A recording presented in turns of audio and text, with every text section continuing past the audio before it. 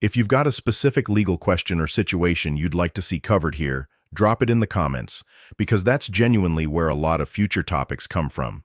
I read them, and some of the most useful specific videos on this channel started as exactly that kind of comment from someone dealing with a real situation, so don't hesitate. Whatever it is, I'd like to hear it. All right, let's keep moving. There are red and blue lights in your rearview mirror, not ahead of you on the road, not pulled over on the shoulder beside someone else's car, behind you, unmistakably for you, and in the seconds between when those lights appear and when you've actually stopped and rolled your window down, a series of decisions is already forming that most drivers get completely wrong. Not because they're reckless, not because they don't care, but because nobody ever sat them down and walked through what those first 30 seconds actually mean from a legal standpoint. And at night, when there's less visibility, when everything feels slightly more charged, when you're maybe tired or disoriented or simply startled, those first 30 seconds matter even more than they do in broad daylight with a clear head.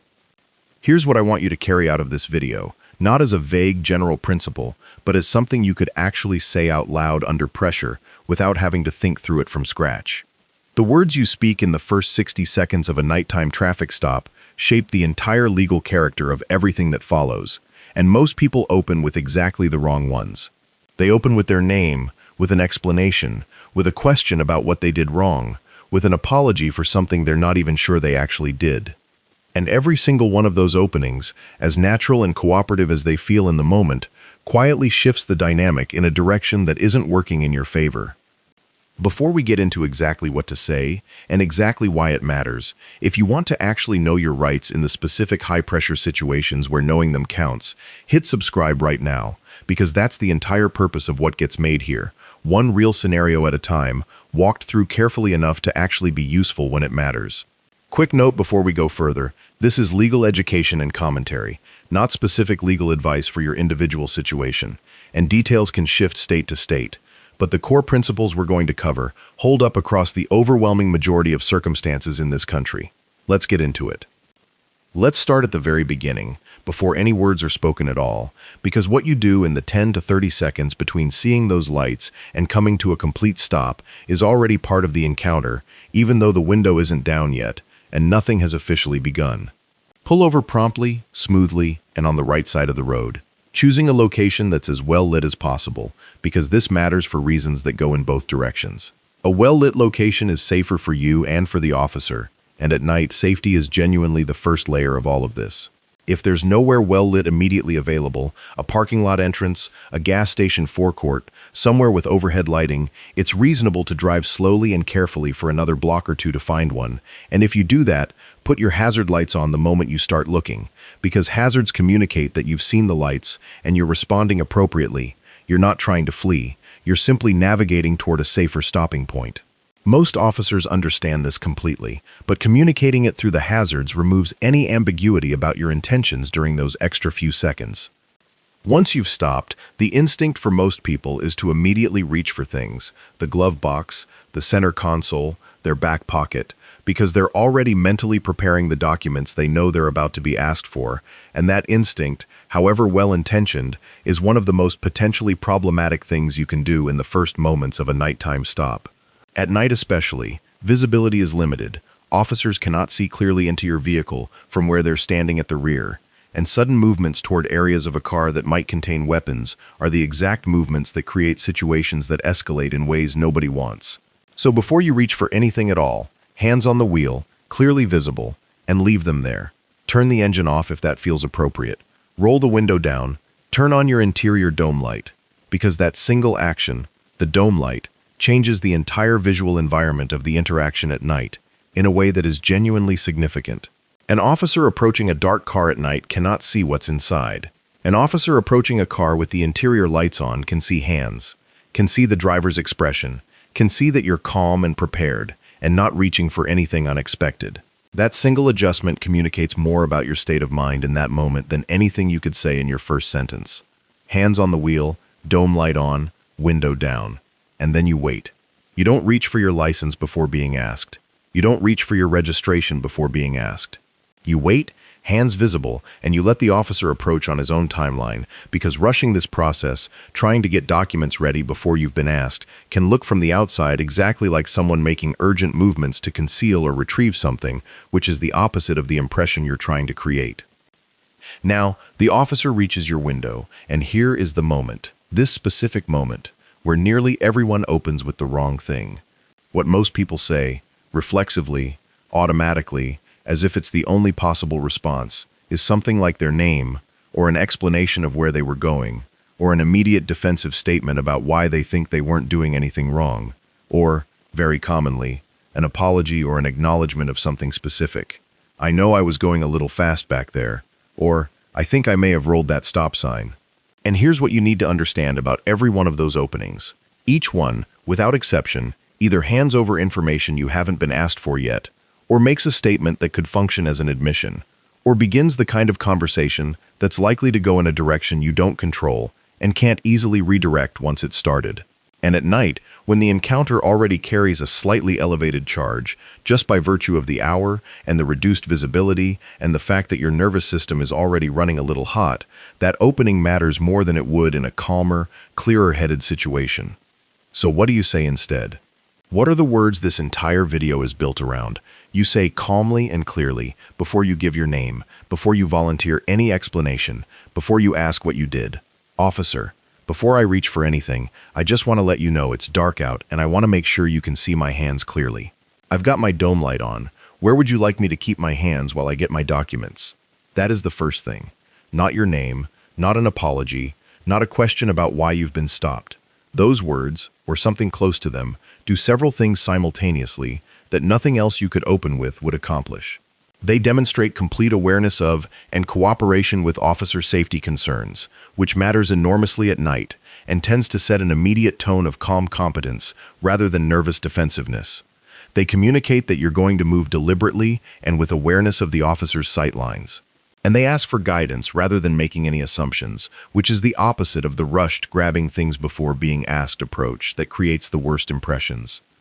This is not a magic phrase that eliminates all complexity from a traffic stop. It's something more useful than that.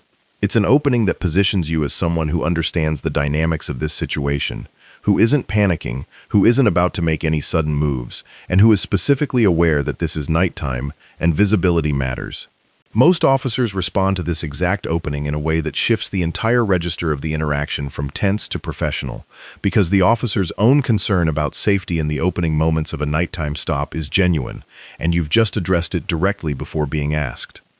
Let's talk about what happens next, because after that opening, after the officer has settled into position at your window, after the initial safety concerns have been acknowledged, you're going to be asked for license, registration, and proof of insurance.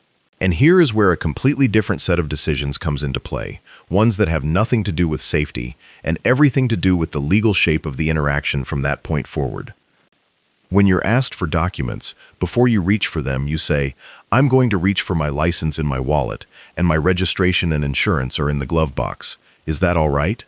You announce every movement before you make it. You don't assume the officer can track exactly where your hands are going in the dark interior of your car. You describe it, specifically, before doing it. "I'm reaching into my back left pocket for my wallet," or "I'm going to open the glove box slowly," or "The registration is in the center console. I'll get that now." This is not excessive or theatrical. At nighttime, in a car, this kind of verbal narration of your own movements is simply the clearest possible communication you can offer about what's happening in a situation where visibility is limited and assumptions can go badly wrong very quickly. Now, here is something that a lot of people don't fully understand until they think about it carefully. You are required by law in every state to provide your license, registration, and proof of insurance when asked during a lawful traffic stop. This is not an area where the same kind of refusal that might apply in some other encounters applies here. You are obligated to produce those documents. What you are not obligated to do is anything beyond that, and the distinction between what you are required to provide and what you are choosing to volunteer is at the heart of everything that follows in this video. When you hand over your documents, you don't say anything that isn't directly related to the physical act of producing them. You don't explain where you're coming from. You don't explain where you're going. You don't say anything about what you may or may not have done on the road in the last 5 minutes. You produce the documents, clearly, calmly, and you wait.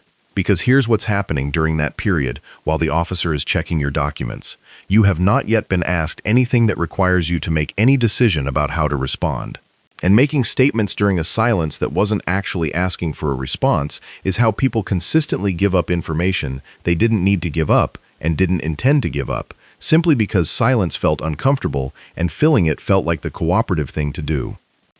Let's talk about the question that almost always comes next, because it comes in so many forms and almost all of them are designed, consciously or not, to get you talking in a way that will move the encounter in a specific direction. Do you know why I pulled you over tonight? This single question trips up more drivers than almost any other moment in a traffic stop, because it feels like a genuine, neutral inquiry, and it almost never is.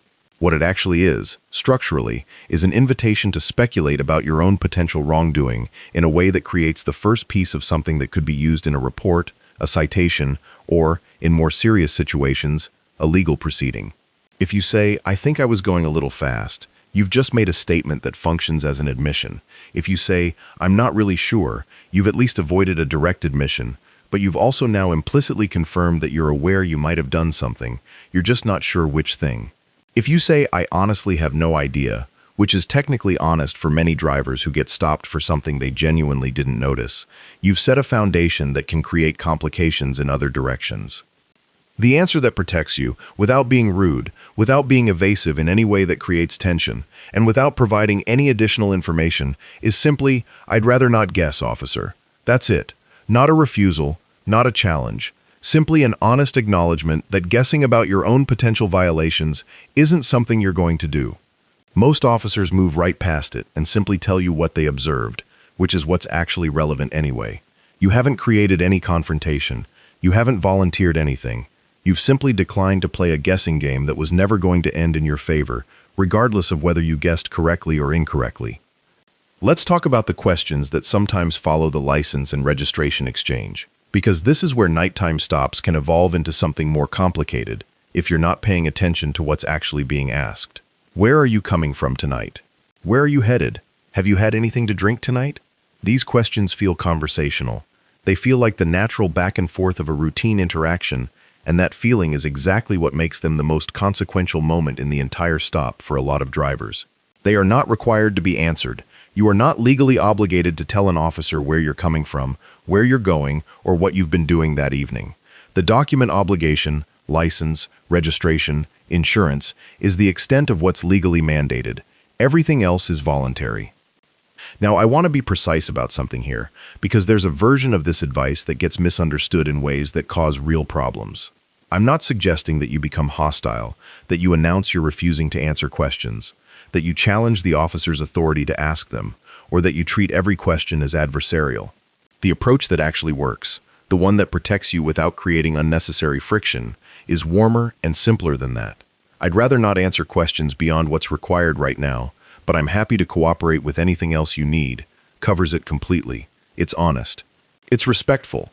It clearly communicates that you know your rights without framing the interaction as a confrontation. And for the specific question about whether you've been drinking, if you haven't, you might think answering immediately and clearly is obviously the right move. But the more careful answer is still, I'd rather not answer questions beyond what's required, rather than engaging with the framing at all. Because the moment you start answering specific questions, you've begun a conversational thread that tends to continue, and each answer tends to generate the next question, and the next question tends to be slightly more specific and slightly more consequential than the one before it. Let's talk about something that's specific to nighttime stops in a way that genuinely doesn't apply in the same way during daylight hours, and it has to do with the kind of probable cause that officers can develop at night that's different from what's available to them. I want to talk for a second about why I think content like this actually matters, beyond just being interesting to talk about. There's a real meaningful gap between people who have easy access to legal knowledge, whether through education, profession, or family background, and people who don't, and that gap has real consequences in real situations. It's not fair, and it's not something any individual video is going to fully fix, but I do think there's genuine value in narrowing that gap even a little, one plain language explanation at a time, for anyone willing to spend a few minutes actually learning something instead of relying on guesswork or half-remembered fragments picked up secondhand. That's the actual mission behind this, as unglamorous as that sounds. Not to turn anyone into a lawyer, but to close the specific, practical gaps that leave ordinary people at a disadvantage in moments that matter. All right, let's keep working on exactly that with today's topic. When visibility is good. At night, officers sometimes observe things they couldn't have seen clearly enough in the dark to justify the conclusions they're drawing from them. Glassy eyes is a classic one. At night, in the direct glare of a flashlight shining into a car window, almost everyone's eyes will appear glassy to some degree, and the evaluation of that observation is significantly more subjective at night than during a clearly lit daytime interaction. Slurred speech is another, and it's worth being aware that if you're tired, which is an extremely common condition for people driving at night, fatigue can produce speech patterns that superficially resemble some of the indicators an officer might be looking for. Being aware of this isn't about performing anything false.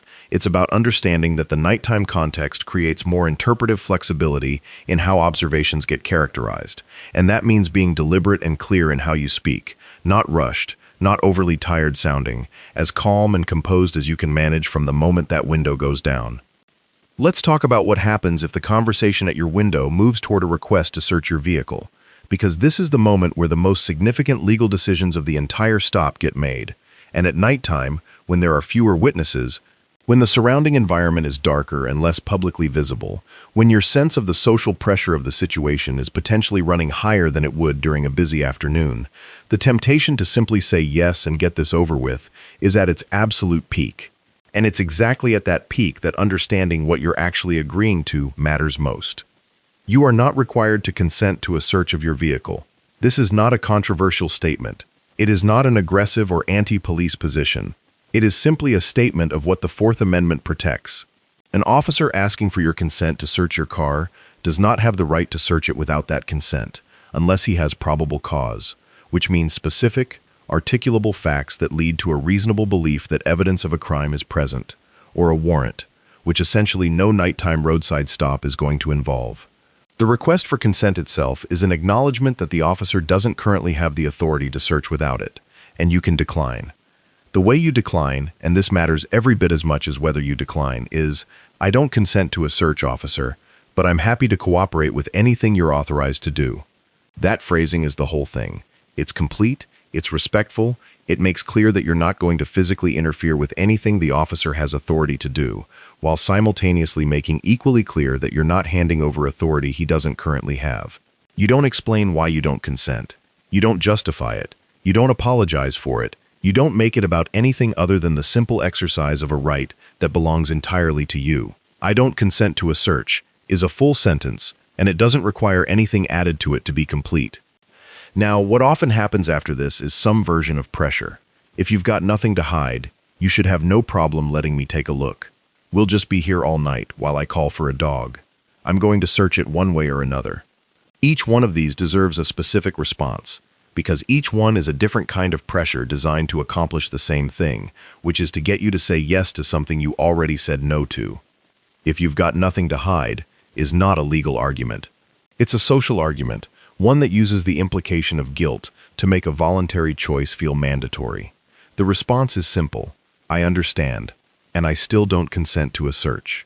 You're not engaging with the premise that declining a search implies hidden guilt, because that premise is not legally coherent, and you're not obligated to accept it. You're simply restating your position. The threat of a canine unit is a more interesting situation legally, because a free air sniff by a trained drug detection dog on the exterior of your vehicle during a traffic stop that is otherwise already lawful has generally been held not to constitute a search requiring your consent. This is an area where the legal landscape has some texture to it and has shifted over time, but the short version is that if an officer calls for a dog and the dog alerts, that alert can potentially provide the probable cause to search that the officer didn't have before the alert. There's an important wrinkle, though, which is that the Supreme Court has said that an officer cannot unreasonably extend the duration of a traffic stop solely to wait for a dog unit to arrive, that the stop must be otherwise lawful and moving forward, and that a dog sniff during a legitimate, ongoing stop is different from being detained indefinitely while a dog is transported from elsewhere. This is nuanced enough that it genuinely requires an attorney to work through after the fact, but in the moment, the right response to the dog threat is simply to maintain your stated position: "I don't consent to a search." You're not blocking the dog. You're not interfering. You're simply not adding your consent to a process that, if it's going to happen at all, needs to find its authority somewhere other than you. I'm going to search it one way or another is the version of this that sometimes gets said to make resistance feel futile. And here's the thing. If an officer has probable cause, if circumstances have developed in a way that genuinely gives the officer independent legal authority to search without your consent, then a search is going to happen. Your non-consent doesn't prevent a search supported by probable cause. What it does is preserve your ability to challenge it afterward, to have a court examine whether probable cause actually existed or whether the search was conducted lawfully, because if you consented, that challenge essentially disappears. Your consent cures a lot of potential legal problems for a search that might not have had the foundation it needed. Withholding consent doesn't stop a search the officer has authority to conduct, but it absolutely preserves everything you might need to examine that question carefully later, with an attorney, in the appropriate setting. Let's talk about something that a lot of people don't realize has a specific legal answer, which is whether you're required to tell an officer if you have a legally owned and licensed firearm in your vehicle during a traffic stop. And the answer here genuinely varies by state in a way that matters. Some states have what are called duty to inform laws, which require you to proactively disclose to a law enforcement officer that you have a weapon in the vehicle during a stop, even before being asked. Other states have no such requirement, and some states require disclosure only if asked directly. This is one of the places where knowing your specific state's approach in advance, not discovering it for the first time during a traffic stop, is genuinely important. If you are in a state with a duty to inform and you have a weapon, the opening we walk through at the beginning of this video becomes even more precisely relevant, because the first words matter enormously in that disclosure. Officer, before I reach for anything, I want to let you know I'm a legally licensed concealed carrier, and I have a firearm in the vehicle, said calmly, hands visible, before any movement, is the sentence that de-escalates a potentially dangerous misunderstanding rather than creating one. Disclosure without the calm, hands-visible, non-threatening framing can produce outcomes that are dramatically worse than either disclosure or non-disclosure handled correctly. Let's talk about being asked to step out of the vehicle, because this happens in a meaningful portion of nighttime stops, and the rules here are both well-established and widely misunderstood. The Supreme Court has held in Pennsylvania v. Mims that an officer can order the driver to exit the vehicle during a lawful traffic stop without any specific additional justification. This is not a request you can legally refuse during a lawful stop. If an officer asks you to step out, you step out. What you don't do is make any sudden movements. Doing so, you announce your movements if you're going to reach for anything before exiting, and you make sure you're not doing anything that could be characterized as physically resisting the instruction to exit. Stepping out of the vehicle calmly, deliberately, and without argument is the entire correct response. Similarly, in Maryland v. Wilson, the court extended the same rule to passengers, so a passenger can also be directed to exit the vehicle during a lawful stop. If you're a passenger, the same approach applies, and the same principle holds.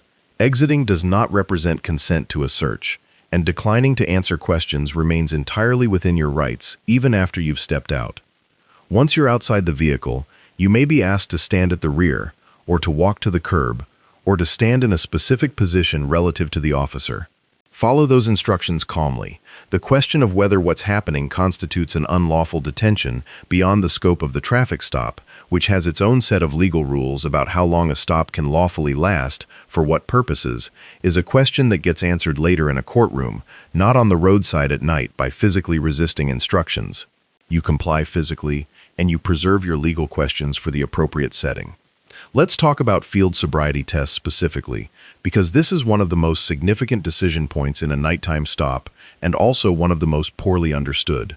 If you're asked to perform field sobriety tests, which are the standardized walking and turning test, the one-leg stand test, and the horizontal gaze nystagmus test, where an officer watches your eye movement while tracking a light or pen, the rules around your obligation to participate are not the same as the rules around chemical testing, and the distinction matters enormously. In most states, you are not legally required to perform field sobriety tests, and refusing them does not automatically trigger the same license suspension consequences that refusing a chemical test triggers under implied consent laws. Field sobriety tests are entirely separate from chemical tests, and in most jurisdictions, they're voluntary in a meaningful sense. You can say, calmly and clearly, "I'd rather not perform field sobriety tests." You don't explain why. You don't say you're bad at balancing, or that you have a bad knee, or any other reason that sounds like a preemptive justification. You simply decline. What happens next varies, but typically an officer who believed before asking that there was reason to think you were impaired had that belief before you answered, and declining the tests doesn't eliminate that belief or the steps that follow from it. What it does is remove one additional data set that could theoretically be used against you, and given that field sobriety test results are highly subjective, influenced by fatigue, nervousness, medical conditions, footwear, road surface, and a dozen other factors completely unrelated to alcohol or drug impairment, declining them when the choice is genuinely voluntary is often the legally conservative position. Chemical tests, meaning breath tests, blood tests, or urine tests, are a completely different category, governed by what are called implied consent laws, which exist in some form in every state. The basic structure of implied consent is that by driving on public roads, you've implicitly agreed to submit to chemical testing if lawfully requested following a lawful arrest for suspected impaired driving. Refusing a chemical test, in most states, triggers automatic consequences, typically license suspension, and sometimes additional legal complications, independent of whether you're ultimately convicted of anything related to the underlying stop. This is a decision with real stakes, and it's worth knowing your state's specific consequences for chemical test refusal before you're ever in a situation where you might be making that decision at the roadside. Let's talk about something that's as much about preparation as it is about the moment itself, which is what you do in the minutes before any of this has happened when you first realize you're about to be pulled over. Because the people who handle nighttime stops best are almost always the ones who've spent 30 seconds thinking about this scenario in advance, not the ones who are improvising it completely from scratch at 11 at night on a dark road. If you drive at night with any regularity, which most adults do, spend a moment right now thinking through the specific sequence we've covered. Hazards on if you need to move slightly to find better lighting. Pull over smoothly and promptly. Dome light on the moment you stop. Window down, engine off. Hands on the wheel, visible. Wait. Don't reach for anything until asked, and then announce every reach before you make it. That sequence, practiced mentally just a few times, stops being an active calculation and starts being something closer to muscle memory, and muscle memory is exactly what you want access to when your nervous system is telling you the opposite of calm. Let's talk about documentation, because this matters every bit as much for a traffic stop as it does for any other encounter with law enforcement. And at night, when your memory of the details of what happened is likely to be even more susceptible to the kind of fog that comes from stress and darkness and fatigue, what you do in the few minutes after a stop ends is genuinely important. The moment you're back on the road, or if you've been asked to wait somewhere and you're now waiting, take out your phone and start a voice memo. Not a text, not a mental note, a voice memo. Because speaking out loud about what just happened captures details while they're still vivid in a way that mental notes rarely do. The exact location of the stop, the approximate time, the badge number or name if you caught it, the patrol car number if visible, what reason you were given for the stop, using the exact words used if you can remember them, what you were asked, what you said, whether a search was requested and what your response was, whether you were asked to exit the vehicle and what happened during that time, if field sobriety tests were offered, whether you did them, and roughly how you did, anything that felt unusual or inconsistent about what happened, anything the officer said that surprised you, any indication that the stop went longer than you would have expected, given what you were told you did. This documentation habit, developed before you ever need it, becomes extraordinarily valuable in the rare cases where something about a stop turns out to matter legally, because the difference between your clear, specific, contemporaneous voice memo made 3 minutes after a stop and a hazy, reconstructed memory offered weeks later is not a small difference. It's often the difference between having a useful account to work from and not having one. Let's talk about something that sits underneath all of this and is worth naming explicitly rather than leaving it implied. The way nighttime stops feel is different from how daytime stops feel, and that difference in feeling has a direct effect on the decisions people make during them. During the day, there's light, there are other cars passing, there's a sense of the broader world going about its business around you, and all of that context provides a kind of grounding that keeps most people's nervous systems at a more manageable level. At night, it's you and the officer, and the dark and the lights strobing behind you, and a much more contained, much more intense version of the same encounter. That intensity is not imaginary. It's a real feature of the situation, and it's worth acknowledging directly, rather than trying to override it or pretend it doesn't exist. The answer to that intensity isn't to suppress it, it's to have such a well-prepared set of words and actions ready that the intensity doesn't have to touch the decision-making layer, because that layer is already settled, already decided, already stored somewhere calm in your mind, long before the lights appeared in your mirror. Let's talk about what happens if you believe the stop itself was improper, which is a distinct question from how to handle the stop once it's happening. If you believe you were stopped without sufficient legal justification, perhaps pulled over for something you're genuinely certain you didn't do, or perhaps in circumstances that feel like they might involve an improper motive, the moment of the stop is not the place where that question gets addressed, and it's not the place where you're going to win that argument.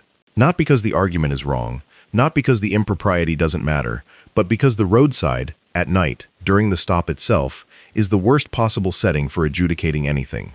The setting where that question gets addressed correctly is with an attorney afterward, in writing, through the proper channels, and potentially in a courtroom where the rules and the procedural protections actually apply to the examination of what happened. What you do during the stop itself, even a stop you're certain was improper, is comply with lawful instructions, decline to consent to any search, decline to answer questions beyond the required documents, and preserve every detail you can remember for the conversation with an attorney that follows. That's the complete framework, regardless of how the underlying stop strikes you. Let's talk about passengers, because the rules for passengers are meaningfully different from the rules for drivers, and those differences are worth understanding if you ever find yourself in either seat. A driver has the obligation to produce license, registration, and insurance, has the potential obligation to identify himself in states with stop, and identify laws that apply to drivers in traffic stops, and has been directed to stop by the flashing lights. A passenger has none of those obligations by default. In most circumstances, a passenger in a vehicle that's been stopped is not required to identify himself, is not required to produce any documents, and retains the same Fourth Amendment rights regarding search and seizure that he would have anywhere else. That doesn't mean passengers are invisible, or that their presence doesn't affect the dynamics of the stop, but it does mean that a passenger who understands his own legal position is in a fundamentally different situation than most passengers realize. If you're a passenger during a nighttime stop, the best thing you can do in the first instance is stay calm, keep your hands visible, avoid making any movements that could be interpreted as reaching for something, and resist the entirely natural impulse to try to help the driver by explaining or justifying or talking. Passengers talking, particularly passengers who are trying to be helpful, is one of the most reliable ways for a stop to develop complications that wouldn't have existed if the passenger had simply stayed quiet. If you're asked directly for your name or ID as a passenger, the legally accurate response depends heavily on your state, because some states do have identification laws that apply in certain circumstances to passengers, and some don't. What you can say if you're unsure and want to buy time to be careful is, am I required to provide identification in this circumstance? That's a question, not a refusal, and the answer to it will tell you something useful about what's actually being required versus requested. Let's talk about the scenario that causes the most confusion in nighttime stops, which is what happens when a routine stop begins to feel like it's becoming something more than a routine stop. You were pulled over for a lane change without signaling. You've handed over your documents. You've answered nothing beyond producing those documents. And now the stop is going on longer than it would for a lane change citation. There are more questions. There are questions about where you're coming from. The officer has been at the back of the car for a while and hasn't come back with your citation, and you have a growing sense that something else is happening. This is the moment where a lot of people make their worst decision, which is to become increasingly cooperative and talkative in hopes that demonstrating openness will speed up the resolution of whatever is happening. It almost never does. What it often does is provide more material for whatever the officer is actually building toward. The question you're entitled to ask, calmly and non-confrontationally, if a stop seems to be extending beyond its apparent purpose, is, am I free to go? That question is not aggressive. It's not a challenge to authority. It is the precise legal question that determines whether what's happening is still a voluntary encounter or whether it has become a detention. An officer who is simply running documents will tell you in another minute. An officer who is detaining you needs to be able to articulate why, and if you're told you're not free to go, the appropriate response is to ask why. Note the answer carefully, and then maintain your position. Hands visible, no consent to search, no answers beyond documents, no speculation about what you might have done. Those four things, held consistently and calmly, are the entire structure of your response to a stop that's become a detention. Let's talk about something a lot of people go looking for after watching videos like this and don't find clearly explained, which is the question of what the stop of yours actually sounds like in its entirety. Because it's one thing to have the principles laid out in clear sentences, and another thing to hear the whole sequence put together as it would actually unfold in time. So let's walk through it from start to finish. One complete version of a nighttime stop handled correctly. You're driving at 11 at night. Lights appear behind you. You turn your hazards on and begin pulling to the right, choosing a slightly lit parking lot entrance 20 yards ahead. You park, turn off the engine, turn on your dome light, roll down the window, and place both hands on top of the steering wheel. You wait. The officer approaches and shines a flashlight into the car. Before he can say anything, you speak first, calmly. "Officer, before I reach for anything, I just want to make sure you can see my hands clearly. I've got the dome light on. Where would you like me to keep my hands while I get my documents?" The officer tells you hands on the wheel for now. You nod. He tells you why he stopped you. Let's say a tail light that was out. He asks for your license, registration, and insurance.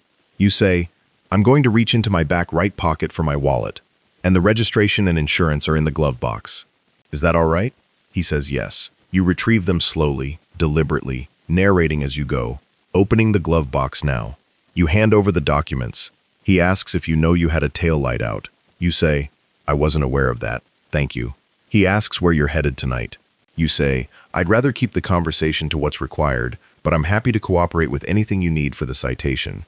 He asks to take a look in the car real quick. You say, "I don't consent to a search, but I understand you're authorized to do whatever you're authorized to do."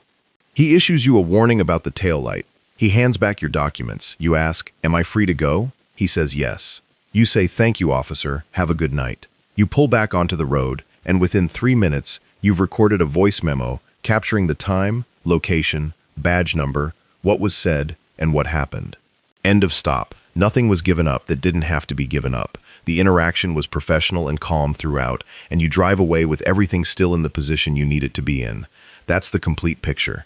And I want to hold it against the version that most people actually run, where they open with their name, without being asked for it, immediately explain where they're going, acknowledge something they weren't sure they did before being told what they're being stopped for, answer every question because silence feels like guilt, agree to a quick look in the car because saying no feels confrontational, and end the stop having handed over a complete biography of their evening and consent to a search of their vehicle.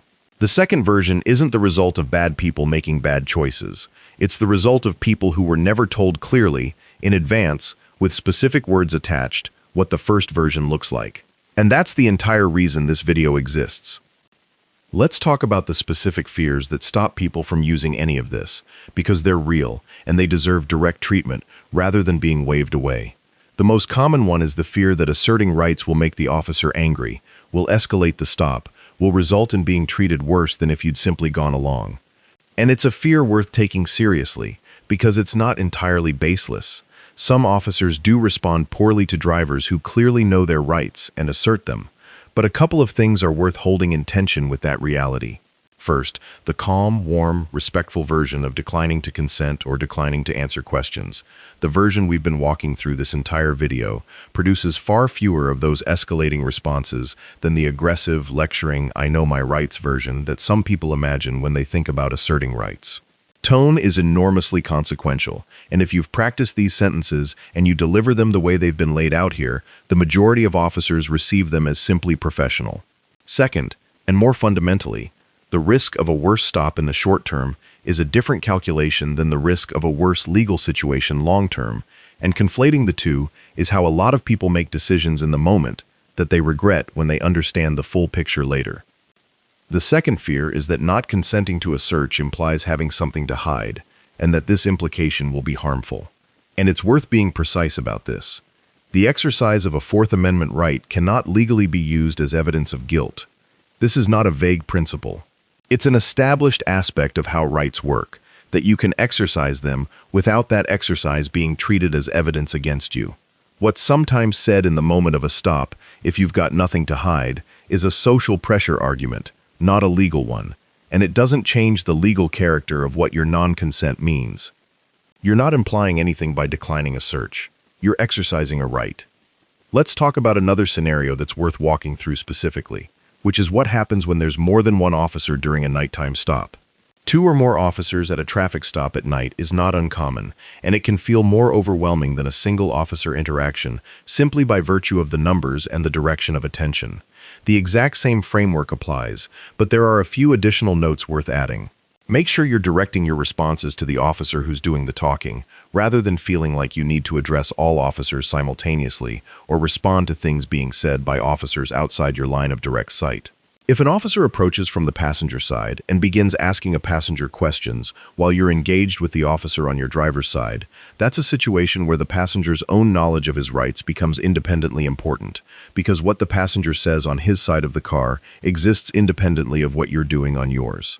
Let's talk about what I want you to actually take away and remember, specifically and practically, as the dist. Before I let you go, I want to say one more time that understanding your rights clearly isn't a small thing, even when the specific topic feels minor on the surface. It's the difference between navigating a real situation with confidence and navigating it with anxiety and guesswork.